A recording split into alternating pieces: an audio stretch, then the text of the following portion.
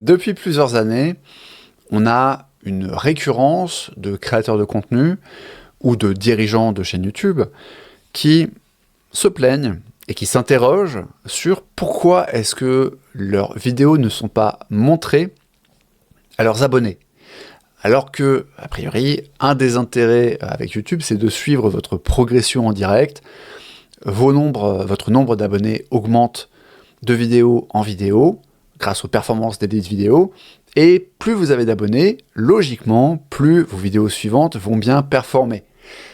Bon, en fait, ça, c'était avant. C'est le sujet que je voulais explorer aujourd'hui dans Panopticon Tube, le podcast qui est consacré aux professionnels qui veulent utiliser YouTube comme un canal d'acquisition, ou les créateurs qui gagnent déjà leur vie avec une chaîne YouTube et qui veulent continuer à développer cette chaîne pour passer à des paliers supérieurs, notamment en termes de revenus et éventuellement en termes de vues et d'abonnés, puisque tout ça n'est pas directement corrélé justement. Aujourd'hui donc on va s'intéresser à l'algorithme YouTube, et pour vous parler de l'algorithme d'aujourd'hui, je dois vous parler de l'algorithme du passé. Je vais être le plus bref possible, mais je tenais absolument à faire une sorte de petite rétrospective parce que ce sera, selon moi, beaucoup plus pratique, beaucoup plus facile pour comprendre l'algorithme actuel si on a les notions de comment s'est construit YouTube, comment s'est construit l'algorithme, ou plutôt les différents algorithmes de recommandation, puisqu'il y a eu différentes époques. Je suis Frédéric Garcia, je ne me présente pas, on s'en fout, vous n'êtes pas là pour moi, vous êtes là pour l'information que je peux vous transmettre à travers cette vidéo. On verra après cette rétrospective sur l'algorithme, on verra pourquoi en fait il y a ce paradoxe aujourd'hui où les abonnés sont souvent qualifiés de vanity metrics, alors qu'en fait c'est plus compliqué que ça, parce que malgré la décorrélation qui n'est pas systématique entre les performances des vidéos et les abonnés d'une chaîne donnée, malgré cette décorrélation, en fait, il y a des situations particulières où le nombre d'abonnés, qui est certes une vanity metrics, est quand même très utile. Ça dépend notamment de votre positionnement et notamment d'un certain nombre de stratégies. Voilà, c'est toujours un exercice un peu particulier pour moi de faire un podcast solo, mais c'est en forgeant qu'on devient forgeron, donc j'espère m'améliorer dans ma capacité à vous faire une vidéo qui n'est pas scriptée. Enfin, je dis vidéo parce que ce podcast est disponible aussi en version filmée sur YouTube. Voilà, j'ai juste une liste à puces qui me sert un peu de fil directeur, et je vais essayer de vous transmettre le plus de valeur en étant le plus clair possible.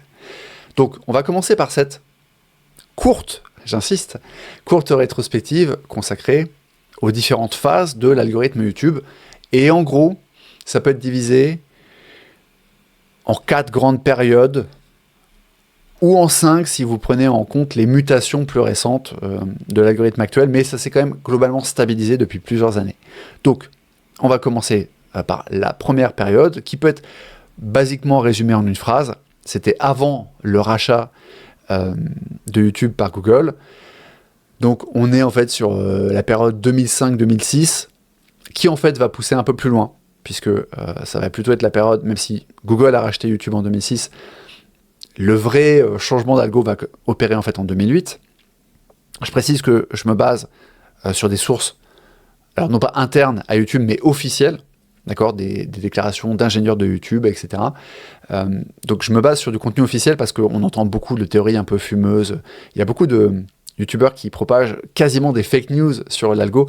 Donc voilà, ce sont des sources anglophones. Je vous les mettrai en description si vous voulez creuser par vous-même.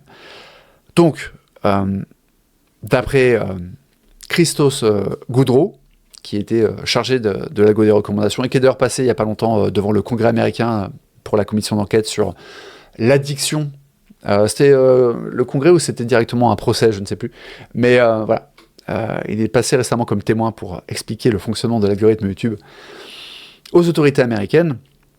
Donc d'après ses propres dires, en fait, même si YouTube a été racheté en 2006 par Google, en fait, le vrai premier algo Google va apparaître en 2008. Et donc, avant cette implémentation du premier algo Made in Google, en fait, c'était simple, en une phrase, vous aviez une page d'accueil blanche, enfin, sur fond blanc, il n'y avait pas de mode nuit disponible sur YouTube. Et en fait, les vidéos qui étaient mises en avant, c'était les plus récentes avec le plus de vues. Voilà, tout simplement pour faire très très simple. Donc c'était pas un feed qui était très personnalisé. Je passe là-dessus parce qu'on s'en fout, c'était un peu la préhistoire. À partir de 2008, on rentre donc dans la deuxième époque des recommandations YouTube, où là, en fait, on va être d'abord sur un algorithme qui est assez classique, qui va garder la métrique des vues. Donc évidemment, plus une vidéo aura du succès en termes de vues, plus elle sera mise en avant sur la page d'accueil. Mais avec le petit twist intelligence artificielle, parce que oui, on n'a pas attendu ChatGPT et l'IA générative pour avoir de l'intelligence artificielle dans les algorithmes de recommandation. Donc avec le twist de ce qu'on appelle encore aujourd'hui la méthode du plus proche voisin. C'est un élément de design d'algorithme de recommandation que vous trouvez pas uniquement sur YouTube, mais que vous trouvez aussi sur les plateformes de streaming musicaux, par exemple, de streaming musical, comme Spotify et Deezer. Et par extension, vous trouvez ça aussi chez Netflix, par exemple, ou sur Disney+. Donc en gros, pour faire très simple, la méthode du plus proche voisin, c'est de fonctionner avec des cohortes. Garder cette notion de cohorte algorithmique dans un coin, ça va être très important pour la phase finale, en fait, de l'algorithme, et notamment pour cette histoire de corrélation, décorrélation partielle entre le nombre d'abonnés et le nombre de vues. Donc, méthode du plus proche voisin, je vais prendre un exemple très simple. Lorsque vous commencez à interagir avec YouTube, vous cherchez des vidéos qui parlent d'horreur. Attention, ça peut être des critiques de films d'horreur, ou ça peut être plutôt ce qu'on appelle des threads d'horreur, donc basiquement Squeezie qui lit des fils Reddit supposément horrifiques, qui lit des creepypastas. Mon exemple est un peu anachronique parce que je ne crois pas qu'en 2008, Squeezie faisait du thread d'horreur. Mais voilà, vous voyez l'idée. Vous cherchez du contenu en lien avec le paranormal, les légendes urbaines, les chasseurs de fantômes, voilà. Et il y a toute une niche de YouTube là-dessus. Logiquement, l'algorithme se dit, ok, si je prends les autres personnes qui ont été consommées ce contenu horrifique, qu'est-ce qu'ils ont tendance à regarder? Dans le contenu horrifique, quelles sont les chaînes qu'ils préfèrent, quelles sont les vidéos qu'ils préfèrent, et est-ce qu'il y a des contenus connexes? Par exemple, est-ce que quelqu'un qui est amateur de vidéos un petit peu horrifiques, ou même de true crime, c'est de l'horreur qui n'est pas paranormale, d'une certaine manière, le true crime, est-ce que ces gens regardent autre chose? Et en fait, c'est assez simple, on peut faire un pas de côté en dehors de YouTube quelques instants et aller plutôt du côté de Netflix ou Disney+, ou Paramount, voilà. Choisissez votre plateforme préférée, l'important c'est, dans un contenu de fiction, que ce soit des séries ou des films, est-ce que on a en fait un pattern qui se dégage? Et bien oui, on a un pattern qui se dégage parce que les gens qui consomment du contenu horrifique, par exemple, si vous avez apprécié une ou plusieurs saisons de la série American Horror Story, bah, c'est quand même assez probable que vous aimiez les contenus, on va dire, sombres. Ça peut être des thrillers, sans que ce soit horrifique, mais ça veut dire que vous n'êtes pas allergique aux sensations fortes. Donc on peut vous recommander peut-être des films d'action, on peut vous recommander des thrillers, on peut trouver la logique, parce qu'il y a une logique. Mais en fait, tous les gens qui consomment du contenu horrifique ne sont pas là-dedans. Et d'ailleurs, il y a peut-être des gens qui, à la base, n'aiment pas l'horreur, mais vont faire une exception pour une série qui est un peu différente, où, je sais pas moi, les enjeux étaient plus psychologiques sur les arcs narratifs des personnages, ou alors c'était pas trop gore, parce que là encore, dans l'horreur, il y a différentes niches.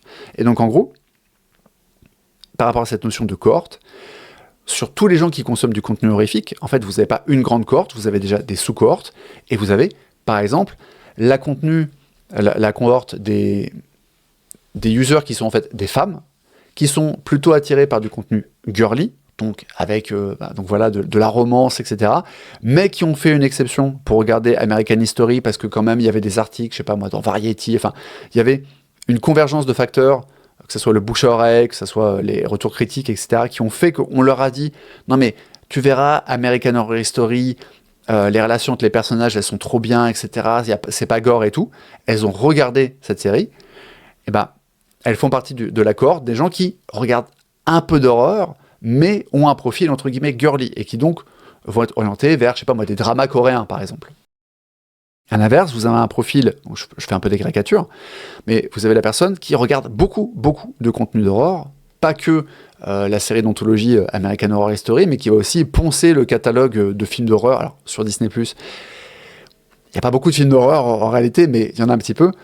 Et donc, il va aller regarder, je sais pas, La Malédiction 1, puis 2, puis 3, et puis le reboot de je ne sais quel truc, puis les films Alien. Et donc, on va se dire, ok, on est sur un profil de quelqu'un qui n'a pas fait une exception en regardant la série American Horror Story, mais qui a vraiment, qui recherche des sensations fortes, qui aime peut-être aussi un peu la science-fiction, parce qu'il a regardé plusieurs aliens, et donc, voilà, on sait que dans la cohorte des gens qui ont ce comportement-là, eh ben, on peut aussi leur montrer de la science-fiction, entre guillemets, non horrifique.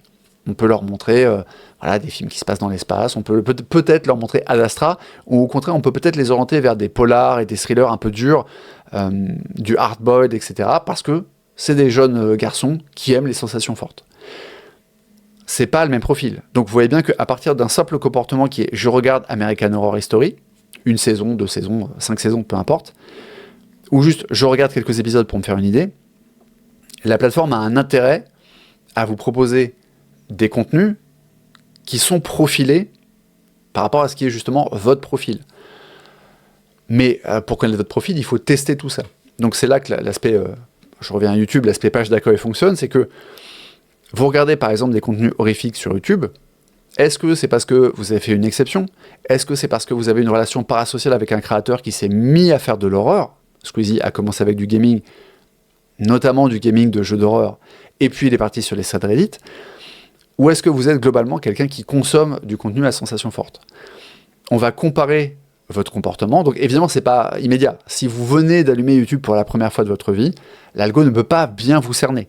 Donc il va construire au fur et à mesure de votre comportement. Il va notamment voir si vous cliquez ou pas sur les vidéos. Vous avez cliqué sur YouTube, vous avez cherché légende urbaine horreur. Vous avez vu quelqu'un, moi je sais pas, Le Grand JD, je sais pas s'il avait une chaîne en 2008, mais ça fait très longtemps qu'il crée du contenu. Vous voyez quelqu'un qui a été faire de l'exploration de manoirs hantés aux États-Unis. Ok, vous cliquez. Maintenant, l'algo, il va vous proposer 2 contenus différents qui essaient de comprendre si vous appartenez à la catégorie A. Donc, je sais pas, moi, vous êtes quelqu'un en fait qui est intéressé par les États-Unis et le voyage plus que par l'horreur. Au contraire, la catégorie B, vous êtes un gros bourrin qui aime de l'horreur, des sensations fortes. Je le dis avec beaucoup de tendresse, car je consomme moi-même beaucoup de films d'horreur. Donc, voilà. Évidemment, on va vous mettre les 2 contenus sur la page d'accueil, et si vous cliquez plutôt sur les contenus qui se passent en général aux États-Unis, l'algo va comprendre que, en fait, vous appartenez à cette cohorte de gens qui, en fait, ont cliqué sur la vidéo du Grand JD, mais pas parce qu'ils sont fans d'horreur, mais parce qu'ils avaient envie d'une vidéo avec du voyage, ou avec du paranormal soft. Voilà les petites histoires de manoirs hantés aux États-Unis. C'est pas gore, c'est pas des vidéos gore, c'est pas des contenus gore, il n'y a pas des descriptions de scènes particulièrement macabres, etc. Contrairement à quelqu'un qui voudrait des histoires de tueurs en série, de cannibalisme, etc. Voilà. Donc, c'est ça la méthode du plus proche voisin, c'est de dire, voilà, quand on prend une masse de gens qui ont un comportement précis, ça a l'air d'être... Vous avez des points communs, donc on va vous suggérer les mêmes choses, on va créer les recommandations sur la base de cette énorme cohorte de gens qui sont vos, entre guillemets, plus proches voisins en matière de comportement. Donc ça, c'est une période qui va durer jusqu'en 2012, donc c'est la période 2008-2012, où on a cette méthode du plus proche voisin, qui, je le répète, est utilisée bien sûr sur les plateformes de streaming musical aussi, ça fait complètement sens. Mais bien sûr, même si la méthode du plus proche voisin permet de, entre guillemets, cerner vos goûts et vos préférences, il faut quand même trier quelle vidéo on va vous proposer au sein d'un type de préférence. Vous aimez les vidéos qui se passent aux États-Unis, il y en a plein. Comment on les choisit? Et donc, la métrique des vues reste fondamentale. On va mettre en avant des vidéos qui ont beaucoup de vues. Ça fait sens. Tout en cernant votre profil avec cette méthode du plus proche voisin, que j'espère avoir expliqué de façon la plus claire possible. Voilà, ça c'était la deuxième période. À partir de 2012, on va avoir une modification. Alors je le précise d'ailleurs, la méthode du plus proche voisin ne va jamais complètement disparaître. Je le répète, c'est un truc qui est encore actif aujourd'hui sur Netflix, sur Deezer, sur Spotify, sur Disney+, sur Paramount, etc. et bien sûr sur YouTube. Il n'y a pas de raison en fait de ne plus utiliser cette méthode. C'est un outil extrêmement puissant pour cerner les profils utilisateurs. Bon. Mais le problème, c'est que avec la métrique des vues, en fait, ça crée des comportements, on va dire des comportements un petit peu méta, puisqu'on a des créateurs ou des administrateurs de chaînes, plus ou moins scéniques, qui vont chercher à optimiser les vues, pour les vues, indépendamment de la satisfaction de l'utilisateur YouTube. Donc autrement dit, c'est l'âge d'or du clickbait. Et j'emploie le terme clickbait parce que je déteste le terme putaclic, et que le terme clickbait est quand même un peu plus subtil. Mais bon, on peut faire du bon clickbait et du mauvais clickbait, et le mauvais clickbait, c'est celui qui vous fait cliquer sans vous satisfaire. On a tous besoin de faire du clickbait. Je veux dire, une vidéo sur laquelle les gens ne cliquent pas, sur YouTube, c'est une vidéo qui, si qualitative soit-elle, ne sera jamais regardée par définition. Parce que les vues restent une métrique. Et pour avoir des vues, il faut faire cliquer les gens. Mais, du coup, on a eu tout un développement de comportements un petit peu parasites, ou voilà, de comportements méta, si on veut être pas trop cruel avec les gens qui avaient cette approche un peu cynique, et notamment avec des packaging trompeurs. Je bois une gorgée d'eau.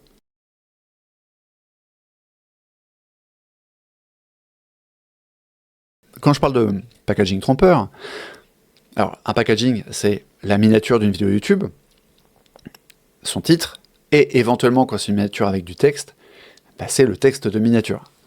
Donc c'est ces trois éléments-là. Miniature, texte de miniature, s'il y en a un, et titre. C'est l'époque où vous aviez, par exemple, des chaînes un petit peu fermes à contenu, qui mettaient une jeune fille avec un très très gros décolleté, décolleté, et une forte poitrine sur une miniature, et puis en fait, bah, cette jeune fille, elle apparaissait jamais dans la vidéo. Donc vous avez cliqué, parce qu'il y avait cette image très aguichante, mais en fait, le contenu était littéralement trompeur.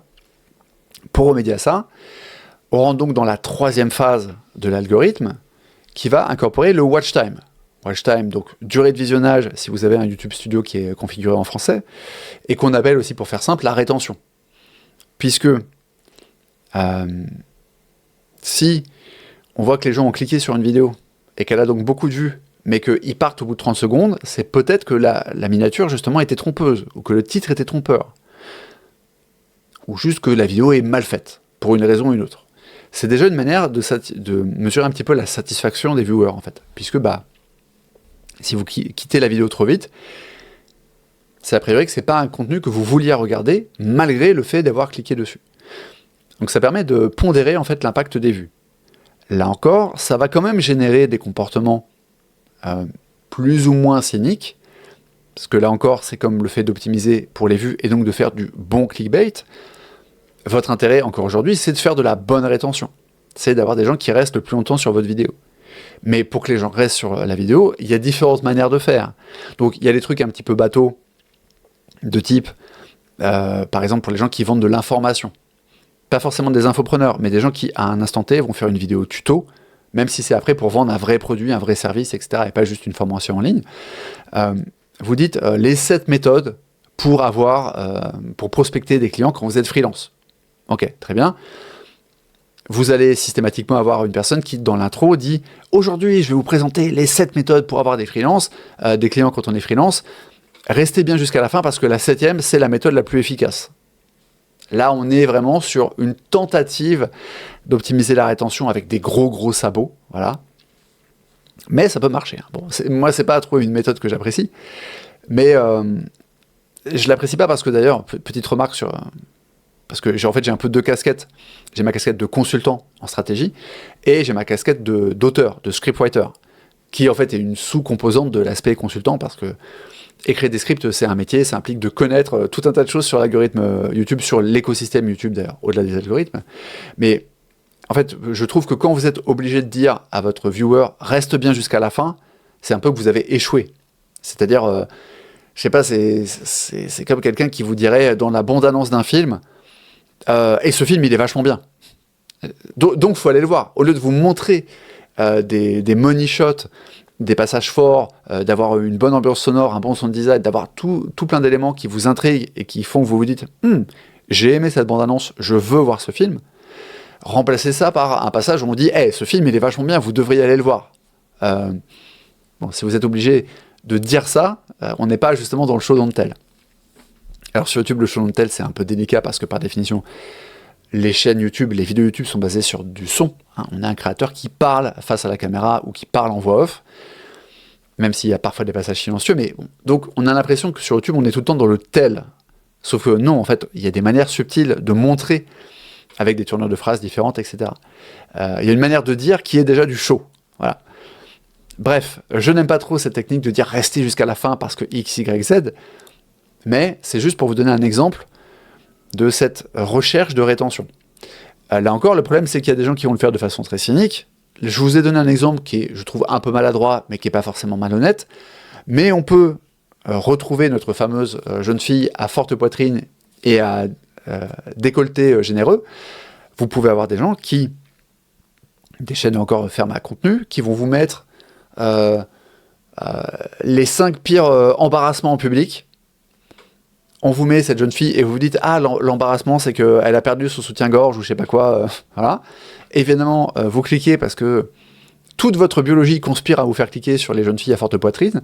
Et en fait, l'image est bien là. Contrairement à la méta précédente, où parfois on mettait sur les miniatures des images qui étaient littéralement pas dans la vidéo, là on va la mettre. Mais on va la mettre à la toute fin. Ou alors elle va apparaître 5 secondes. Voilà, j'ai vu plein de miniatures où l'élément cliquable de... J'ai vu plein de vidéos, pardon. Plein de vidéos dans lesquelles l'élément cliquable de la miniature était en réalité un truc fugitif qui n'était pas le cœur de ce que délivrait la vidéo par rapport à sa promesse. Du coup, petit problème pour YouTube là encore. Certes, les recommandations semblent plus qualitatives parce qu'elles se basent plus uniquement sur les vues et qu'elles intègrent la rétention, mais parfois cette rétention n'est pas un bon indicateur de la satisfaction du viewer. Ce qui nous amène donc à la 4e époque, qui est celle que Goudreau appelle le Valued Watch Time. Goudreau, donc Christos Goudreau, ingénieur chargé de l'algorithme de recommandation chez YouTube pendant une période, je ne sais plus s'il est toujours en activité. Je ne sais plus s'il a changé de poste, etc., mais peu importe. L'article, en l'occurrence de Goudreau, sur lequel je me base, date de 2021. Et si ça vous paraît un peu ancien, rassurez-vous, voilà, j'ai aussi une ressource beaucoup plus récente. Pour ce qui est des ressources officielles, hein, j'insiste sur ce biais. Voilà, parce que je pourrais disserter, en fait, je pourrais vous donner tout ça en basant sur des tas d'articles un peu de seconde main, plus en le combinant à mon expérience, etc. Mais voilà, je le répète, j'aime bien aller chercher les sources officielles, puisque de toute manière, la plupart des créateurs de contenu français qui vous parlent de l'algorithme, en fait, le font en reprenant des contenus américains qu'ils ne mettent pas en source. Voilà. Donc à un moment, je préfère toujours l'original à la copie, et vous devriez faire pareil. Donc, à partir de 2016, on rentre dans l'époque du Valued Watch Time, qui est, en fait, une évolution de la méta précédente. Hein. Vous voyez, en fait, c'est construit brique par brique. C'est-à-dire que de même qu'on n'a jamais abandonné la méthode du plus proche voisin, et que je pense pas que ça arrivera un jour, on n'a pas abandonné non plus la rétention en tant que telle en 2016. Par contre, YouTube va chercher à mesurer la satisfaction de l'utilisateur. Et ne va plus se contenter de dire une vidéo qui est regardée à 100%, c'est une bonne vidéo. Petite remarque d'ailleurs, parce que je viens de dire 100%, dans votre YouTube Studio, on vous montre la rétention de deux manières. On vous la montre avec le pourcentage de vidéos regardées et avec la durée absolue, c'est-à-dire la durée en minutes, secondes, voilà. Ce qui est important quand vous faites de la vidéo longue, et je vais insister là-dessus parce que moi je suis spécialiste de la vidéo longue, voilà, même si j'ai parfois écrit des shorts à certaines époques de ma carrière, notamment quand j'étais employé par un célèbre vendeur de formation français et que je gérais sa chaîne crypto, on nous avait demandé à un moment de faire des shorts, et j'ai dû créer une centaine de shorts, mais c'est un format sur lequel je suis bearish plutôt que bullish. Et donc, le truc c'est qu'en fait, entre les shorts et les vidéos longues, l'algo ne va pas mesurer la satisfaction, en tout cas la rétention, de la même manière. C'est-à-dire qu'en gros, pour faire très simple, et là je m'appuie sur un discours beaucoup plus récent, qui est celui de Todd Beaupré, un autre ingénieur de YouTube, dont le nom dont le poste... L'intitulé de poste m'échappe, mais je crois que c'est Senior Engineer, peut-être Senior Recommendation Engineer, quelque chose comme ça. Et en gros, là c'est une interview qu'il a fait début 2025, je crois. Donc là encore sur une chaîne officielle de YouTube, voilà, contenu hyper officiel. Et il explique que en fait, pour l'algorithme, quand l'algorithme s'intéresse à la performance d'un short, il va plus regarder le pourcentage, ce qui en fait s'explique par la courte durée des shorts. Donc là, ce qui vous permet de savoir que le short a bien marché, en tout cas va être perçu comme un truc qualitatif par l'algorithme, c'est le pourcentage qui va plutôt compter. Alors que quand vous êtes sur de la vidéo longue, ce qui compte, c'est plutôt la durée absolue. Puisque, in fine, l'intérêt de YouTube en tant que plateforme, c'est que vous restiez le plus longtemps possible. Donc, finalement, savoir que vous êtes resté 100% du temps sur une vidéo de 5 minutes ou X% du temps, un pourcentage beaucoup plus faible, mais sur une vidéo de 1h20, ce qui fait qu'en fait vous êtes resté 25 minutes, bah, le mieux pour YouTube, c'est que vous regardiez la vidéo sur laquelle les gens restent en moyenne 25 minutes, évidemment.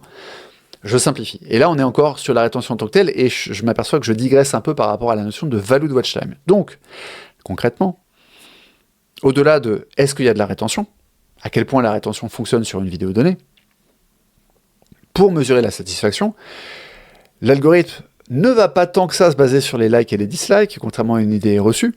C'est quelque chose qui est pris en compte, mais c'est quelque chose qui est hautement pondéré par le profil individuel de l'utilisateur.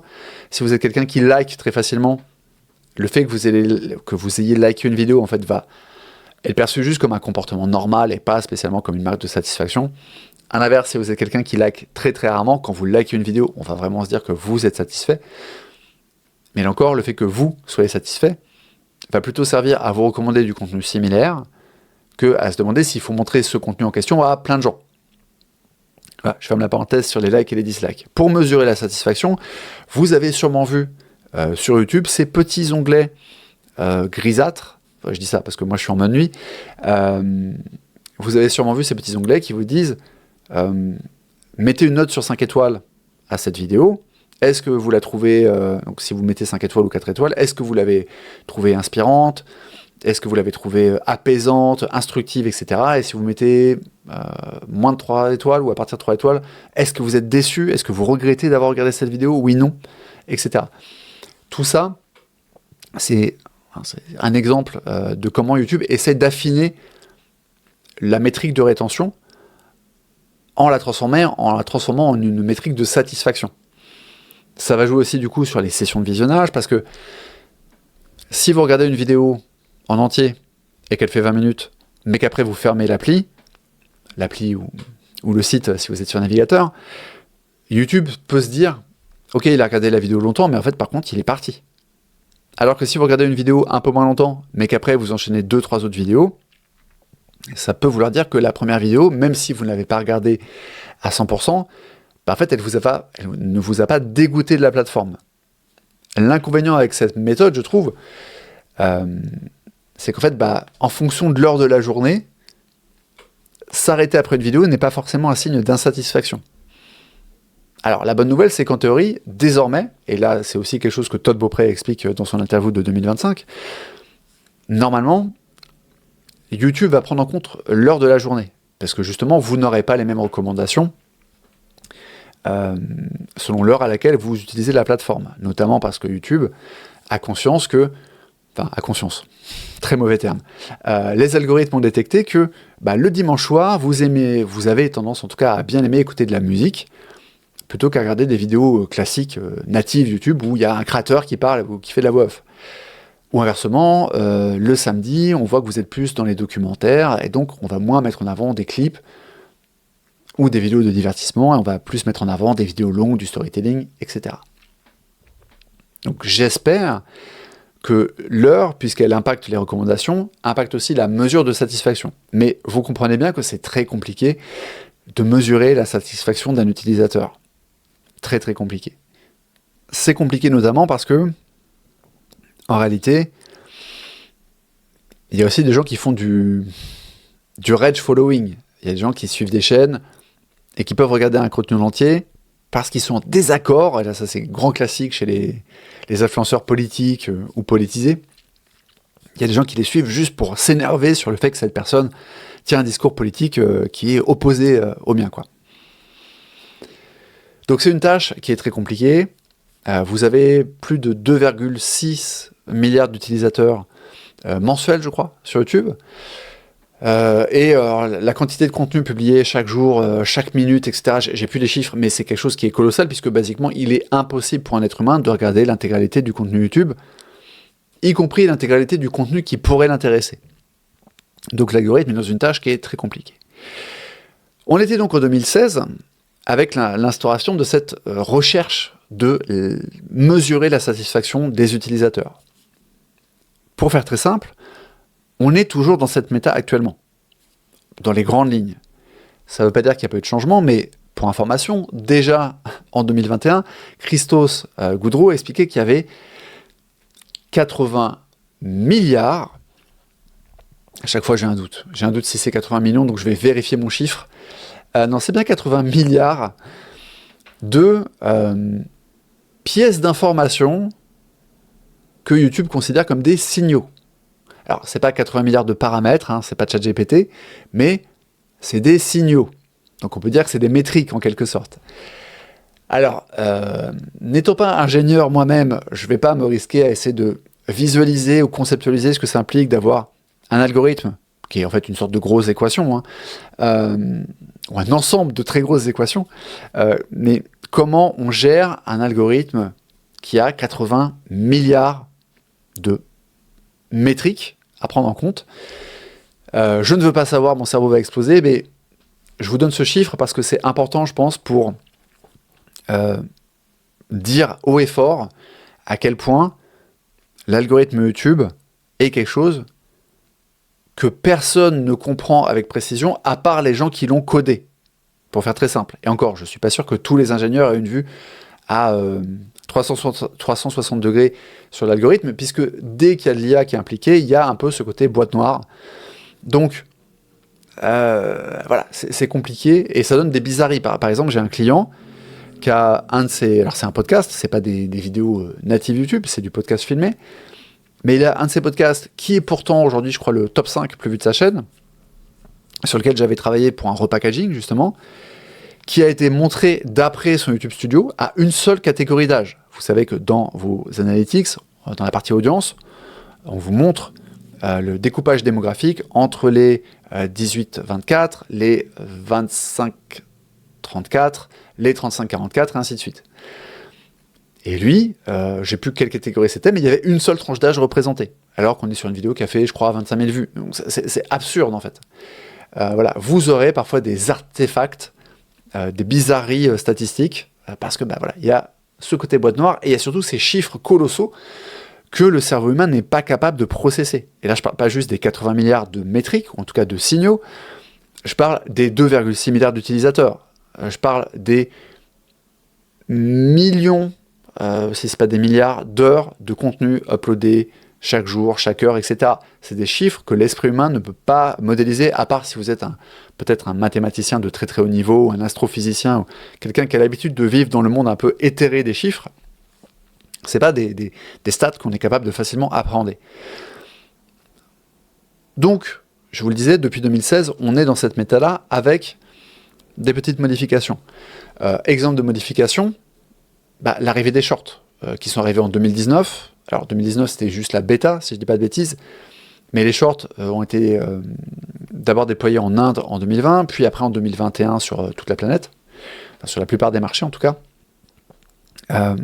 Forcément, ça a modifié un certain nombre de comportements algorithmiques, parce que déjà, vous l'avez remarqué aujourd'hui, quand vous regardez un short, si vous cliquez, si vous allez voir la description, enfin, c'est pas la description, mais si vous allez voir la chaîne qui a été à l'origine du short, un comportement que très peu d'utilisateurs ont en réalité, puisque le principe quand vous consommez du short, c'est de scroller indéfiniment et passivement, comme sur TikTok, ce qui pose des gros problèmes aussi sur l'identité et l'autorité des chaînes en question. Mais quand vous avez le réflexe d'être un petit peu, un petit peu proactif en tant qu'utilisateur, et que vous dites, ok, je vais cliquer sur le nom de la chaîne pour aller voir son autre contenu, en fait, vous arrivez sur la partie short de la chaîne. Vous n'arrivez pas sur la partie vidéo longue. Ce qui peut s'expliquer pour des tas de raisons. Il y a une certaine logique à ça. L'algorithme part du principe que vous êtes en train de regarder un short, donc ce qui va a priori vous intéresser sur cette chaîne, c'est encore plus de shorts, c'est vrai. Mais ça pose des problématiques de découvrabilité et ça pose des problématiques sur les performances des vidéos longues.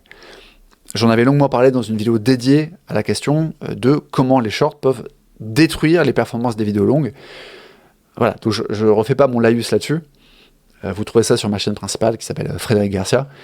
Mais c'est un exemple de modification. Évidemment, implémenter du format short, du format TikTok finalement sur YouTube, ça implique d'aller mettre les mains dans le cambouis de l'algorithme de recommandation sur la page d'accueil. Vous avez sans doute constaté, en tout cas si vous utilisez YouTube un minimum sur navigateur, vous avez constaté que régulièrement, YouTube essaie de vous pousser des shorts, même si ce n'est pas le contenu que vous consommez le plus, et que vous êtes obligé de cocher de cliquer sur la petite croix qui dit non, je veux voir moins de shorts, et que même quand vous le faites, 2 semaines après, ça repop, et vous avez encore des shorts qui arrivent, etc.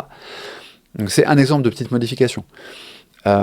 Mais on n'a pas de grand discours officiel, de grande annonce, de source officielle qui dirait, à partir de 2020, ou de 2024, ou de 2025, ou de 2026, on a changé tel ou tel élément dans l'algorithme.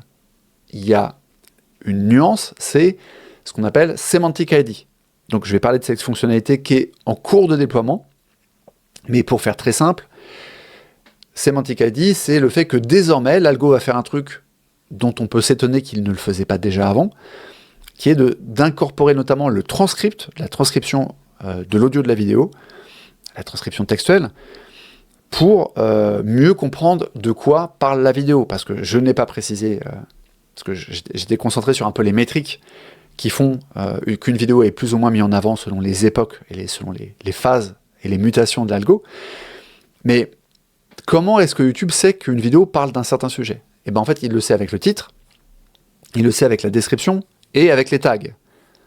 Tags qui ont beaucoup perdu en importance, mais qui étaient là aussi très utilisés, voire manipulés à une époque. Vous trouvez encore des vidéos de...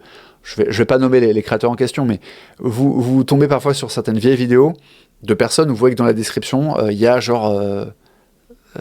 j'ai plus le nombre maximum qu'on peut mettre, mais des fois il y a 30 tags. Voilà.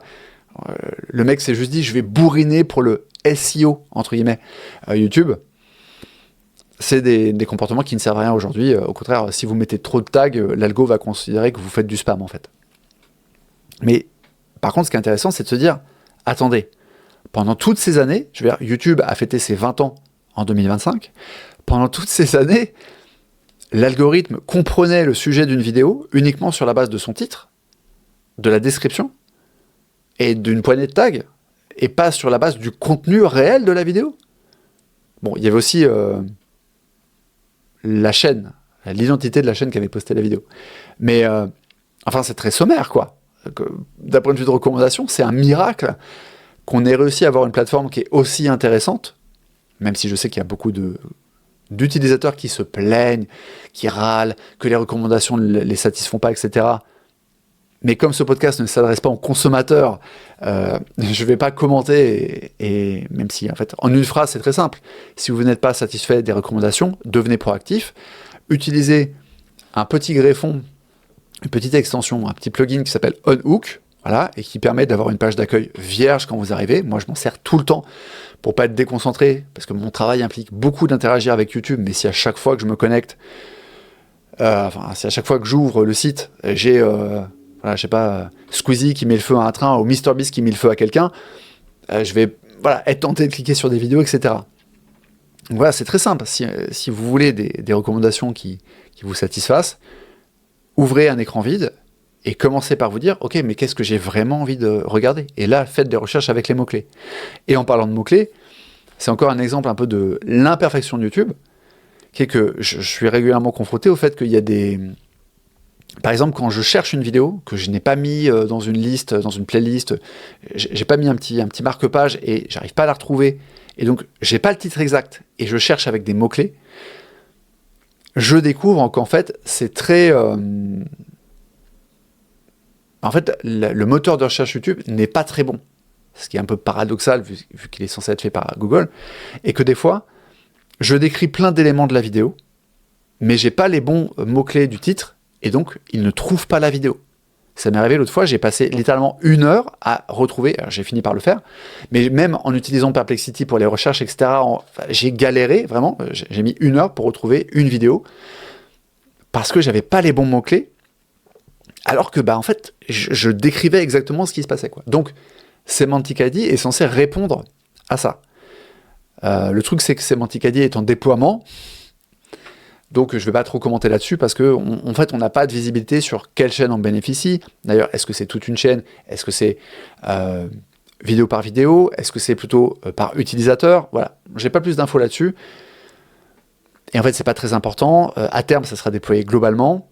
Et ce qui est très intéressant, c'est que ça devrait encore améliorer la qualité des recommandations, puisque ça permettra justement d'aller au-delà de ce filtre du titre et de la description, qui est quand même très réducteur, comme je l'expliquais. Donc, on va pouvoir passer à cette histoire de corrélation / décorrélation entre les abonnés, puisque vous notez que j'ai assez peu abordé cette question.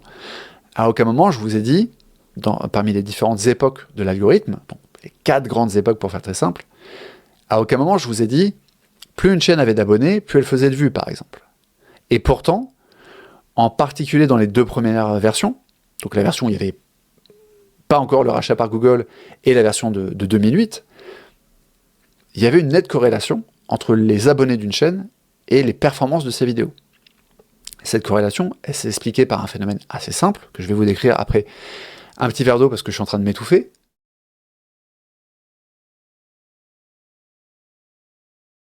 C'est l'inconvénient des podcasts solo, c'est qu'il n'y a personne pour parler quand vous êtes en train de boire votre verre d'eau. Donc, en fait, pourquoi c'était logique d'avoir cette corrélation entre le nombre d'abonnés et le nombre de vues que faisaient les vidéos en moyenne pour une période donnée, pas en moyenne absolue. Si vous avez une chaîne qui est âgée de 5 ans, ça ne sert à rien de faire la moyenne parce qu'il y a eu des époques. Selon à quelle vitesse la chaîne a gagné ses abonnés. Ça, c'est aussi un facteur assez important. Mais une chaîne qui a 50 000 abonnés, qui un jour, qui en un trimestre ou en 6 mois passe à 100 000, vous allez voir, normalement, enfin je devrais parler au passé, à l'époque, vous pouviez voir la moyenne des vidéos sorties après le palier des 50 000 augmenter, et les vidéos sorties après le palier des 100 000 augmenter aussi, en moyenne. Ça ne veut pas dire qu'il n'y a pas de variance, mais il y avait globalement le volume des vues suivait la trajectoire ascendante du nombre d'abonnés, ce qui est parfaitement logique. Parce que une vidéo qui fait un certain nombre de vues, c'est une vidéo qui vous apporte un certain nombre d'abonnés. Alors je précise, il n'y a pas de loi, ça varie beaucoup selon les chaînes, selon les vidéos. Toutes les vidéos n'apportent pas le même pourcentage d'abonnés, donc je ne vais pas m'embêter à vous donner un chiffre. Je peux vous donner un chiffre de tête, par exemple sur ma chaîne personnelle qui n'a que 10 000 abonnés, il y a quasiment 1500 abonnés qui viennent d'une seule vidéo. Alors que j'ai sorti plus de 200 vidéos sur ma chaîne. Donc je vais faire de la vérification en direct. J'espère que vous me pardonnerez ce petit intermède. Voilà, si mon écran veut bien charger rapidement, merci. Donc on va faire lifetime. Hop, ma vidéo la plus vue est à 130 000 vues. Hop, et je vais dans audience. Et since upload, la vidéo m'avait fait gagner. De mémoire, j'avais 1500 abonnés quand elle est sortie, je suis passé à 3000, mais peut-être que mon souvenir fait défaut. Donc évidemment, si mon YouTube Studio voulait un petit peu se dépêcher de charger, voilà. Elle m'a fait gagner 1200 abonnés. J'ai dit 1500, c'était 1002. C'est-à-dire, en fait, c'est 10% de mon audience. C'est-à-dire, une vidéo sur 200 m'a fait gagner 10% de mon audience. Ce qui est une proportionnalité à la Pareto, qui est en fait assez classique, puisque la loi de Pareto régit beaucoup de choses dans la creator economy. Voilà. Donc, vous avez une vidéo, chaque vidéo vous apporte des abonnés, ce qui fait que la masse d'abonnés grossit, et pour peu que vous ayez une grosse percée, c'était quelque chose qu'on voyait beaucoup jusqu'au milieu des années 2010, quelqu'un qui a une vidéo qui pète d'un seul coup, quelqu'un qui avait l'habitude de faire, je sais pas moi, 6000 vues par vidéo, qui un jour fait une vidéo à 100 000 vues, il va prendre beaucoup d'abonnés d'un coup. Et donc logiquement, grâce à cette nouvelle vague d'abonnés, les performances, les vidéos suivantes vont faire plus de vues, parce qu'il y aura plus de monde qui seront exposés à la vidéo. Mais ça, c'était avant. Pourquoi? Parce qu'en fait, si vous vous souvenez des différentes époques que je vous ai décrites, logiquement, l'incorporation du watch time à partir de 2012 va entraîner une décorrélation. Parce qu'avant 2012, si je prends la version de l'algo 2008-2012, on avait cette méthode du plus proche voisin, et on avait une incitation avec les vues. Enfin, les vues étaient considérées comme une métrique de qualité. Donc forcément, plus d'abonnés égale plus de vues égale des vidéos qui sont plus recommandées, etc. Voilà, cercle vertueux très basique. Mais quand on incorpore le watch time, on va être confronté à un phénomène très simple, qui est que ce n'est pas parce que vous êtes abonné à une chaîne et que vous cliquez peut-être sur toutes ces vidéos, en tout cas sur une grande proportion, parce que là encore ça dépend du rythme de publication. Il y a une époque où Squeezie sortait 2 à 3 vidéos par jour. Donc, évidemment, c'est compliqué de tout suivre, mais quelqu'un qui sort des vidéos à un rythme plus raisonnable, si vous êtes abonné à sa chaîne, vous pourriez être tenté de cliquer à chaque fois qu'il sort une nouvelle vidéo. Mais c'est pas pour ça que vous allez rester sur la vidéo. C'est pas pour ça que les vidéos vont avoir une bonne rétention. Donc c'est un peu le début de la fin, à ce niveau-là, sur cette fameuse corrélation entre les abonnés et les performances des vidéos. Et cette décorrélation, en fait, elle n'a fait que s'accentuer avec toutes les mutations de l'algorithme que je vous ai décrites. Voilà. Et en fait, du point de vue du créateur, quand vous êtes dans votre YouTube Studio et que vous allez voir comment est découpée votre audience sur la nouvelle vidéo que vous venez de sortir, avoir une majorité de nouveaux viewers, c'est bien. Ça veut dire que votre chaîne, enfin votre vidéo en tout cas, a été découverte par des gens qui ne vous connaissaient pas. Donc c'est bien, c'est très très bien en fait. Ça montre que YouTube c'est un écosystème où on peut encore développer des chaînes, faire vivre des chaînes, y compris des chaînes anciennes. Mais évidemment le trade-off de ça, c'est qu'on voit des chaînes qui ont beaucoup d'abonnés, y compris des abonnés qui ne viennent pas des shorts. Je vais vous donner des exemples très concrets. Des chaînes qui ont beaucoup d'abonnés et sur lesquelles en fait, les performances sont un peu catastrophiques au regard du nombre d'abonnés en question. Je vais vous donner un exemple de chaîne tech et un exemple de chaîne un peu, on va dire, vulgarisation scientifique, même si, bon, j'aime pas trop ce terme, mais voilà, on va faire simple. On va commencer par l'exemple tech. Romain Laneri. Est-ce que vous connaissez Romain Laneri? Je crois qu'avant sa chaîne s'appelait Tech and Test ou quelque chose comme ça. Tech Test and Review. Il a changé de nom à un moment, mais Romain Laneri a plus d'1 million d'abonnés. Et ce qui est intéressant, c'est qu'il fait des shorts, ce qui a contribué, je pense, au downfall de ses perfs. Parce que quand on va voir quelles sont ses vidéos longues les plus vues, c'est que des vidéos anciennes. 8 ans, 10 ans, 7 ans, 11 ans, 8 ans. Voilà. Donc c'est un peu le signe d'une chaîne qui est en train de mourir. Mais pour être plus précis que ça, on a donc une chaîne qui a 1 million d'abonnés, mais dont, alors je vais pas prendre celle qui vient de sortir, je vais pas prendre les vidéos qui ont moins d'une semaine parce que c'est pas assez encore représentatif. Mais il y a 2 semaines, Romain Laneri a sorti une vidéo qui s'appelle « La première entreprise d'Elon Musk était un échec ». Enfin, elle s'appelle pas comme ça parce que le titre a été changé sans doute plusieurs fois, mais peu importe. Une vidéo donc sur Elon Musk et sur avant Tesla. Elle a fait 30 000 vues en 2 semaines. Je ne sais pas si vous vous rendez compte du delta entre avoir plus d'1 million d'abonnés, parce que c'est 1,06, donc avoir 1 060 000 abonnés, et faire une vidéo qui fait 30 000 vues. Le delta est choquant. Et on ne parle même pas de podcast, parce que Romain Laneri a choisi de publier des podcasts aussi sur la même chaîne où il publie des shorts et des vidéos longues, ce qui, si vous voulez mon avis, est un très mauvais move, même s'il a sa propre logique, et je l'expliquerai normalement en conclusion de la vidéo, sur cette notion justement de vanity metrics. Est-ce que les abonnés sont du vanity metrics ou pas? Mais on a eu notamment 20 minutes avec le PDG d'AXA. Alors, les amateurs de podcast parmi vous me feront remarquer que 20 minutes, c'est très court, hein. C'est pas vraiment un podcast, mais c'est plus une interview qui est redécoupée pour avoir un format proche des vidéos longues, le contenu natif YouTube.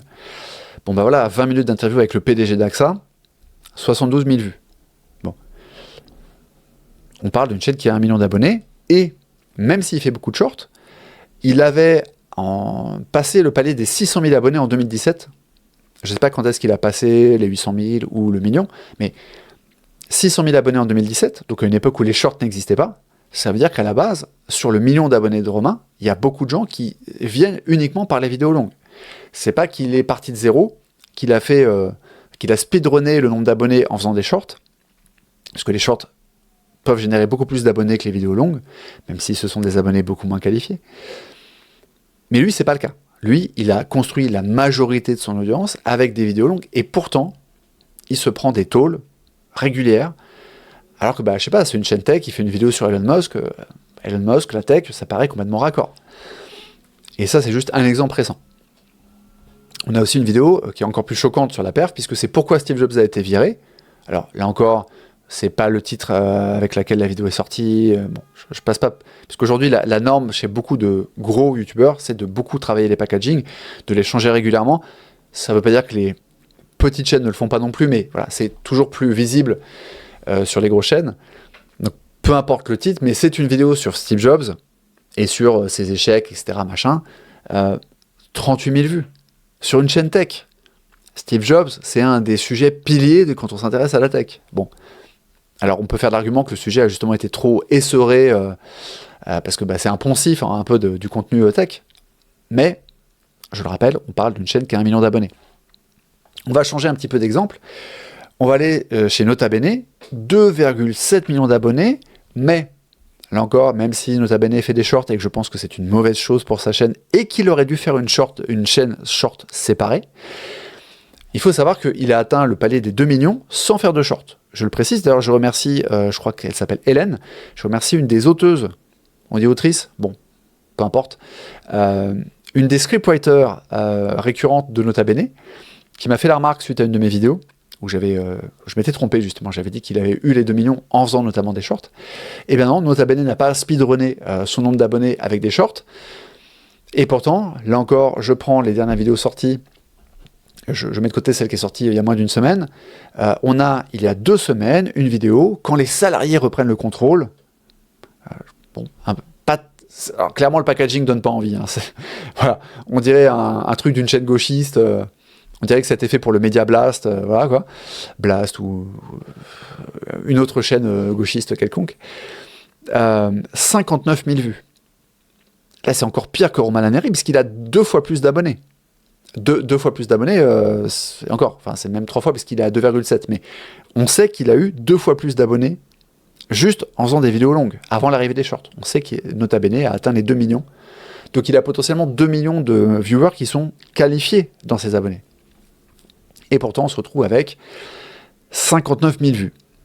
Alors, moi, quand je vois le packaging, je sais pourquoi ça marche pas, ça donne pas envie de cliquer, en fait. Voilà. Mais c'est juste pour vous donner un peu un état des lieux de cette décorrélation. Et pourtant, on a des contre-exemples. On a par exemple la chaîne de Micode. Là encore, je mets de côté la vidéo qui vient de sortir. Mais si je prends ces 3 dernières vidéos, sachant que Micode a 1,8 million d'abonnés.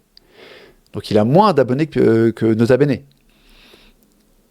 Et Micode ne poste aucun short sur sa chaîne, ce qui est le bon move. C'est ça qu'il faut faire. Micode ne mélange pas les shorts et les vidéos longues sur sa chaîne, donc c'est que de la vidéo longue, mais sa chaîne existe quand même depuis assez longtemps. Je crois que la première vidéo remonte à 2016 ou 2017. Si je prends les 3 dernières vidéos, on a 2,3 millions de vues, c'est-à-dire plus qu'il n'a d'abonnés. On a 3,1 millions de vues, c'est-à-dire plus que le nombre d'abonnés encore. C'est ce qu'on appelle un outreach. Vous pouvez aussi appeler ça une surperformance. Donc 3,1 millions d'abonnés, et je flex un petit coup, c'est moi qui ai écrit la vidéo. Voilà, c'est la fameuse fabrique à idiots. Et la 3e vidéo, c'est 1,8 million d'abonnés, ce qui est pas fou au bout d'un mois, puisque, à titre de comparaison, la fabrique à idiots avait déjà atteint les 2 millions de vues en 2 semaines. Mais il est à l'équilibre par rapport à son nombre d'abonnés. Je n'ai pas accès aux analytics de Micode, c'est fort dommage, mais je pense que malgré tout, vous aurez au moins 30% de nouveaux viewers alors peut-être pas identique sur les 3 vidéos que je viens de citer. Il y a sans doute beaucoup plus de nouveaux viewers sur la fabrique à idiots qui a fait 3 millions de vues que sur Mission Rosetta, le plus ancien mystère de l'humanité, qui n'a fait que 1,8 million de vues. Mais vous voyez que là, par contre, il n'y a pas de delta frénétique et choquant, de delta négatif entre le nombre d'abonnés de la chaîne et les performances des vues. Mais du coup, est-ce que ça veut dire qu'en fait les abonnés, c'est pas forcément une vanity métrique? Bon, pour faire très simple, parce que je peux pas rentrer à fond dans pourquoi il y a des chaînes chez qui ça floppe à fond, faudrait faire une étude de cas précise. Je pourrais peut-être en faire un podcast ou une vidéo dédiée, mais en tout cas, pour vous donner quelques éléments, il y a notamment l'âge de la chaîne. On l'a vu, Romain Laneri a commencé sa chaîne il y a très très longtemps, et quand on voit ses vidéos les plus vues, on voit certaines vidéos qui remontent à plus de 10 ans. Le truc, c'est que du coup, son public a changé. C'est-à-dire que les gens qui ont cliqué il y a 10 ans sur une vidéo qui s'appelle « On a trouvé les 5 produits tech les plus débiles d'Internet » et qui a un featuring avec Pierre Cross, qui était aussi un grand influenceur, un grand en termes d'audience, hein, un gros influenceur grand public, divertissement, ce public-là, c'est pas celui qui clique sur une vidéo qui s'appelle Pourquoi Steve Jobs a été viré. Parce que bon, on pourrait se dire qu'il y a un point commun, je le répète, hein. Là il était question de produits tech, et là il est question de Steve Jobs. Mais pour caricaturer, des gens intéressés par une vidéo sur les hand spinners ne sont pas forcément intéressés par savoir comment Steve Wozniak a fabriqué le premier Macintosh, en fait, enfin, voilà quoi, ou l'Apple II. Voilà. Et donc dans le cas de Nota Bene, on a aussi cette problématique d'ancienneté, puisque Nota Bene c'est une très vieille chaîne, enfin la chaîne a plus de 10 ans. Mais en même temps, c'est pas le seul argument, puisque en fait, Micode est à peine plus récent. Micode la chaîne a à peu près 9 ans. Donc voilà, à 2 ans d'écart, est-ce que ça explique la performance de Nota Bene? Non. Il faut se rappeler que sur YouTube, tout est toujours multifactoriel. Vous n'avez qu'à vous souvenir des 80 milliards de signaux interprétés par l'algorithme. YouTube est toujours multifactoriel, mais il y a certains éléments, il y a un peu des bonnes pratiques. Or, le problème de Nota Bene, par exemple, je vais prendre cet exemple-là. Alors, je vais d'abord finir sur Romain Laneri. Un des problèmes, c'est que par définition, les podcasts, même si lui, il fait beaucoup d'efforts pour que ces podcasts ne soient pas des podcasts, mais soient des interviews, resserrés à un format qui a une durée proche d'une vidéo classique, en fait, les gens qui consomment des podcasts ne sont pas ceux qui regardent des vidéos story télé. Il peut y avoir un recoupement, et c'est toujours d'une histoire de diagramme de Venn, mais fondamentalement, la majorité des gens qui sont intéressés par un contenu grand public ne vont pas être intéressés par une interview du PDG d'AXA. Et moi-même, qui pourrais être la cible de ça, parce que mon métier implique de faire une grosse veille sur des questions business au sens très large, et sur des questions de macro. Donc, avoir le dirigeant d'AXA, ça peut être intéressant. Qu'est-ce que l'IA va changer aux mutuelles, etc. Mais en fait, je vais même pas cliquer parce que je sais que ça va être du bullshit corporate. C'est pas méchant, mais quand tu es le PDG d'AXA, tu vas pas te faire roast chez un créateur de contenu YouTube. Tu viens pour faire ton PR, hein, PR, Public Relations. Tu viens pour distribuer tes éléments de langage. Donc, voilà. Même moi, je vais pas cliquer en fait. Mais de toute manière, la cible visée n'est pas liée à celle qui clique sur des sujets tech. Récemment, Romain Laneri a fait une vidéo qui était très cool sur un influenceur / restaurateur, Salt Bay. La vidéo a très bien marché, elle a fait 367 000 vues. C'est très bonne performance pour sa chaîne, nonobstant le million d'abonnés, parce que du coup, ça serait pas une très bonne performance. Mais par rapport à ce qui se passe en général sur la chaîne, c'est très bien. Mais les 300 000 personnes qui ont cliqué sur une vidéo sur ce mec qui faisait des steaks recouverts à la feuille d'or, est-ce qu'ils sont intéressés par une vidéo qui s'appelle 20 minutes avec un gestionnaire de patrimoine?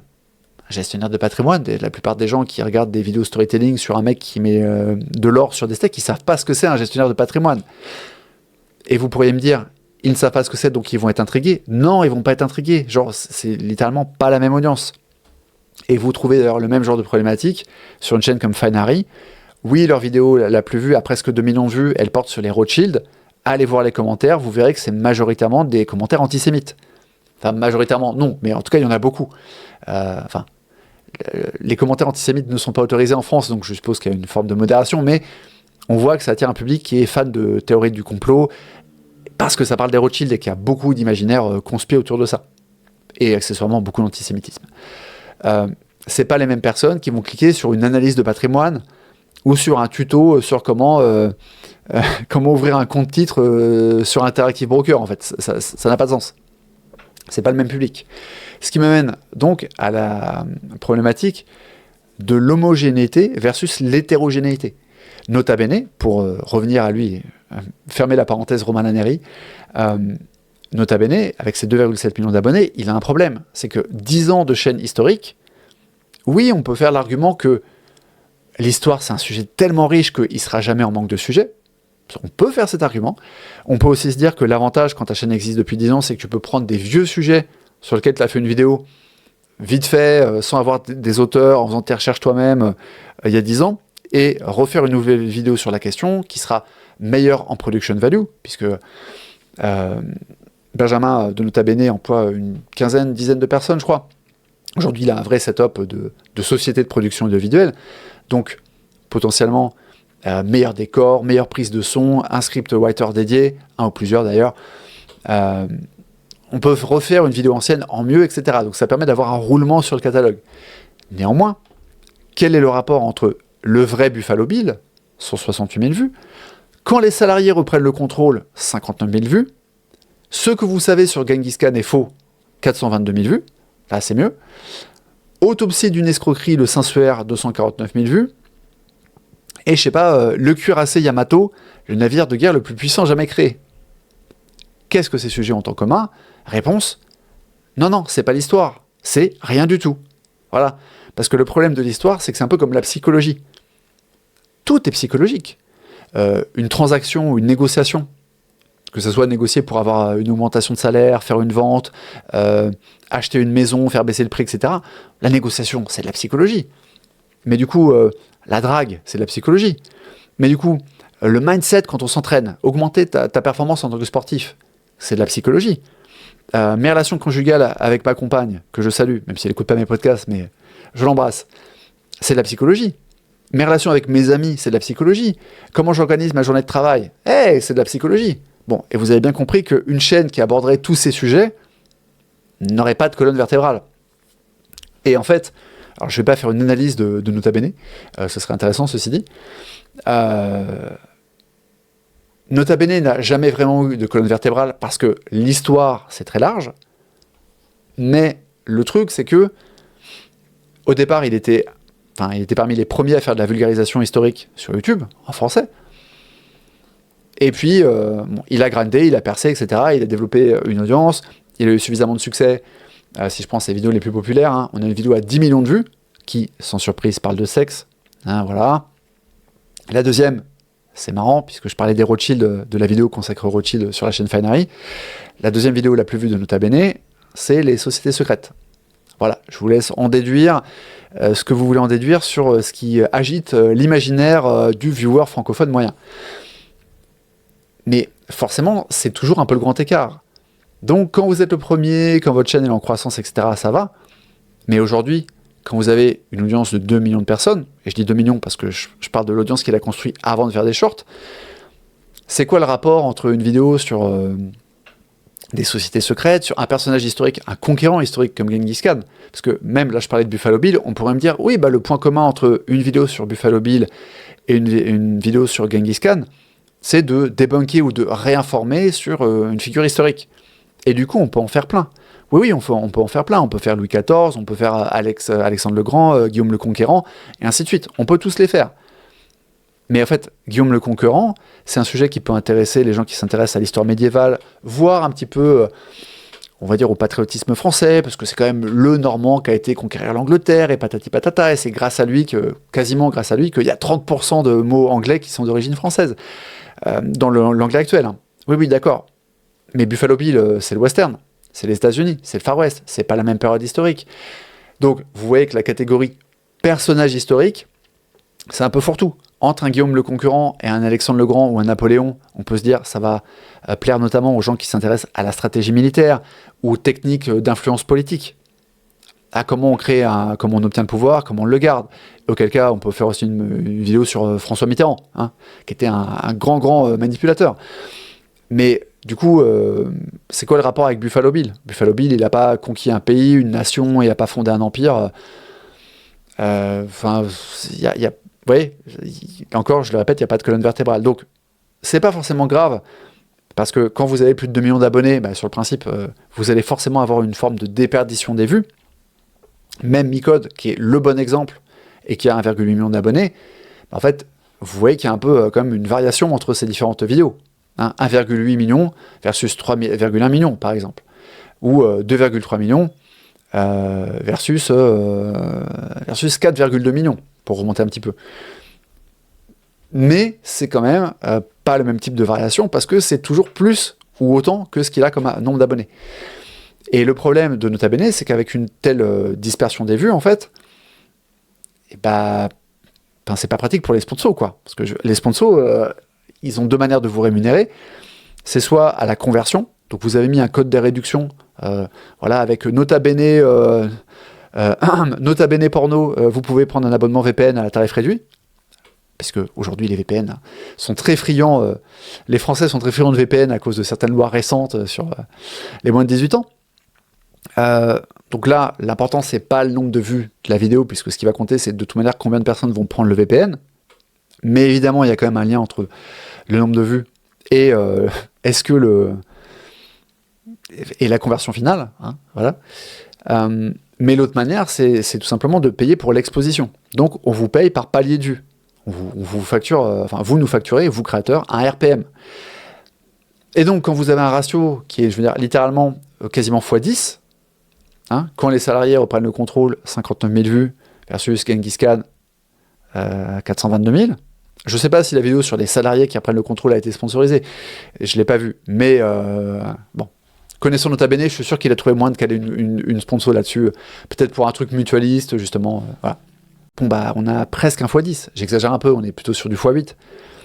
Mais du coup, tes revenus, ils ont aussi une grosse variation. Ils ne vont pas varier d'un facteur 8 parce qu'il y a des systèmes de paliers sur certaines sponsors. Je ne parle pas pour Nota Bene, là, je parle en général. Vous allez caper éventuellement le RPM. Tout ça, c'est des choses qui se négocient au cas par cas. Mais vous voyez bien qu'il y a une variance dans les revenus. Donc, c'est un véritable problème. Mais vous l'avez vu aussi, il y a des contre-exemples comme Micode. Ce qui m'amène à la question de est-ce que c'est de la vanity metrics? Eh bien en fait, un petit peu pour, là encore, fonctionner par surcouche, comme les évolutions de l'algo YouTube, je vais faire une surcouche sur ce que j'évoquais sur les différents facteurs qui font que sur certaines chaînes, il y a une décorrélation totale ou massive entre le nombre d'abonnés, le nombre de vues, et sur d'autres non, en fonction de l'âge de la chaîne, etc. En fait, est-ce que c'est une vanity metrics?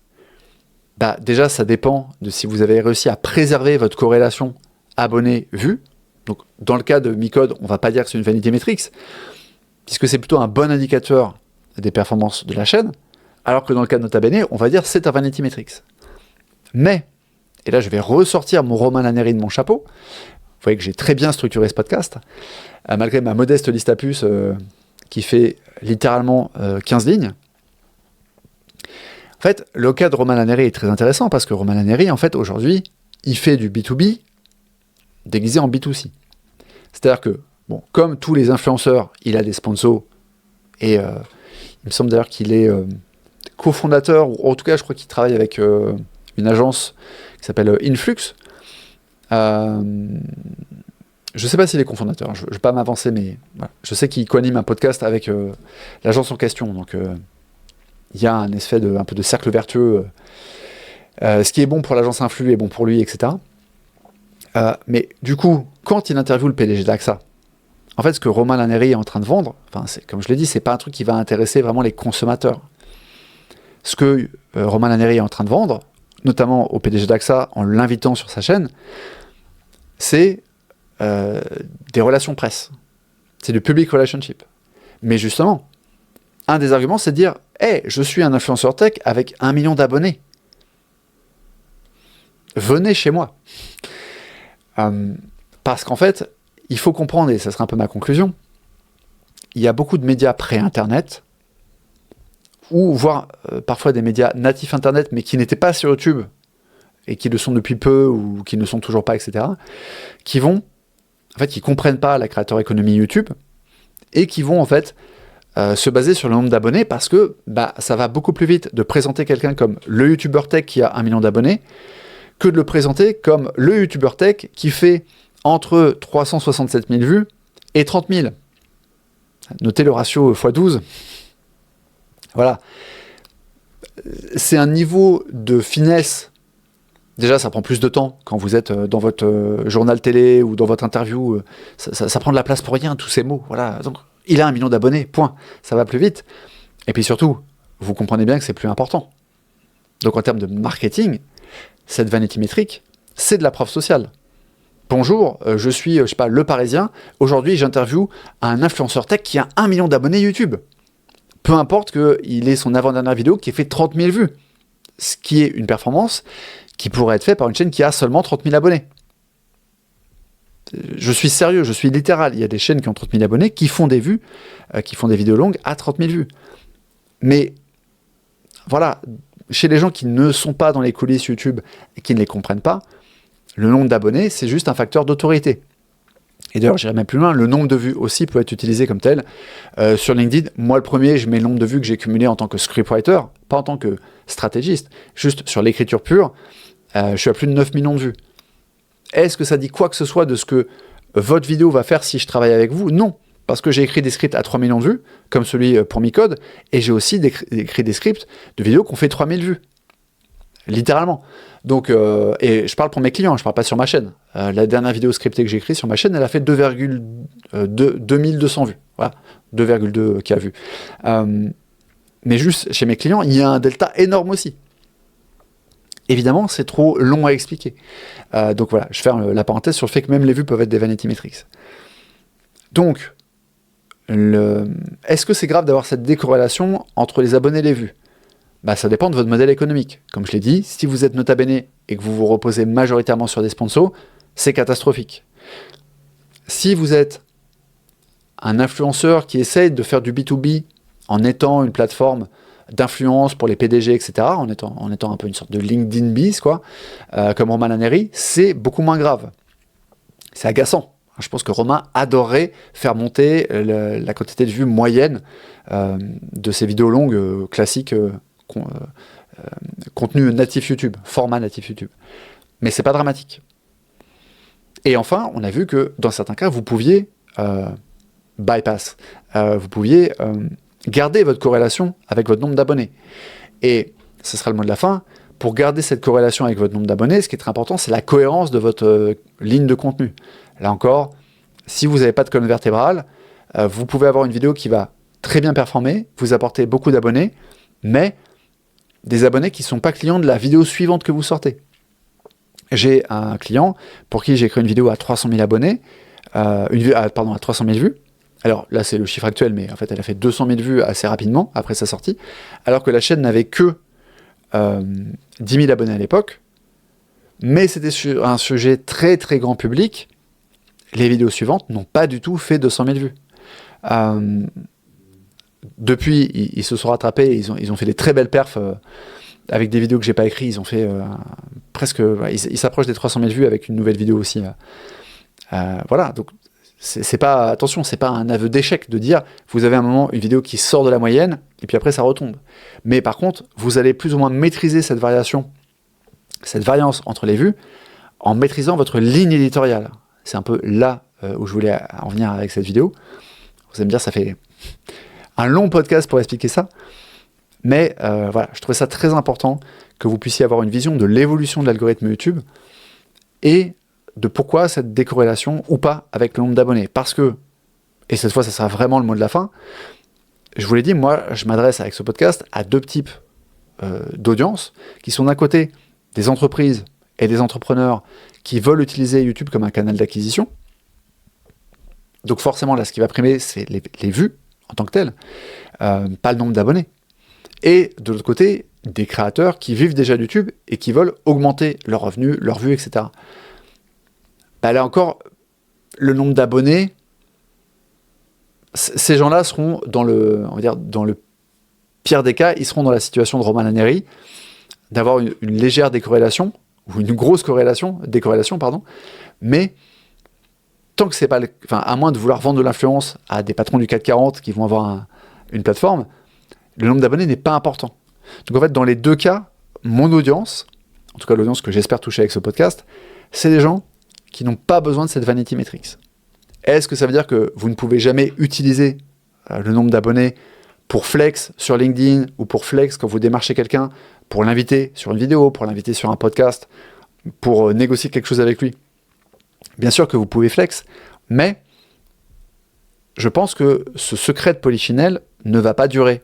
C'est-à-dire que moi, si j'étais le PDG d'AXA, quand je vois la chaîne de Romain Laneri, si j'ai reçu un courrier qui me dit Hey, salut, je suis influenceur tech, j'ai 1 million d'abonnés, donc vous allez avoir une super audience. Je vais pas regarder ça. Je vais voir la chaîne et je vais dire, ok, la dernière interview, elle a fait combien? 50 000 vues. Ok, donc rien à voir avec le million d'abonnés dont on m'a parlé. Bon, il s'avère que, comme je l'ai dit, il y a beaucoup de gens extérieurs à YouTube, même des gens parfois qui le consomment en tant qu'utilisateurs, mais qui ne sont pas dans les coulisses. Beaucoup de gens n'ont pas encore fait les rapprochements n'ont pas encore compris cette décorrélation massive qui est en train de se produire entre le nombre d'abonnés et les performances des vues. Mais au bout d'un moment, ça va se savoir. C'est pas que ça va se savoir, puisque c'est des informations qui sont publiques. Là, ce que je vous dis, c'est de l'OSINT. Mais fondamentalement, je pense qu'à un moment, les médias, à part les médias très peu compétents, très cyniques, très opportunistes, qui continueront peut-être juste de brandir des nombres d'abonnés, à un moment, les gens vont se rendre compte, ça a déjà commencé notamment avec Thibaut InShape, qui est officiellement le premier youtubeur de France avec 25 millions d'abonnés, et dont les vidéos longues font des chiffres qui feront rire tous les youtubeurs du top 30, en fait. Voilà. Donc, ça se voit de plus en plus qu'il y a une décorrélation, à part dans les cas particuliers comme Micode, il y a majoritairement une décorrélation du nombre d'abonnés versus les performances des vues et donc les performances de la chaîne en tant que telle. Que ça soit une chaîne qui vise de l'acquisition client ou que ça soit une chaîne de créateurs, entre guillemets, pure player qui va après vendre son audience à des annonceurs.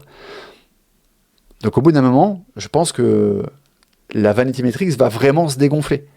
Sauf si vous avez des interlocuteurs qui ne comprennent pas YouTube. Et moi, je suis là justement pour faire en sorte que le plus de gens possible comprennent YouTube, en tout cas parmi les professionnels. Voilà. J'espère que ce podcast vous a plu. Je ne sais pas combien de temps ça va durer une fois que j'aurai déroché. Je vois que j'ai 1h20 de tournage. Voilà, merci d'être resté avec moi pour ce long monologue. J'espère vraiment que j'ai enrichi votre compréhension de l'algorithme YouTube et de cette histoire de corrélation/décorrélation entre le nombre d'abonnés d'une chaîne et ses performances.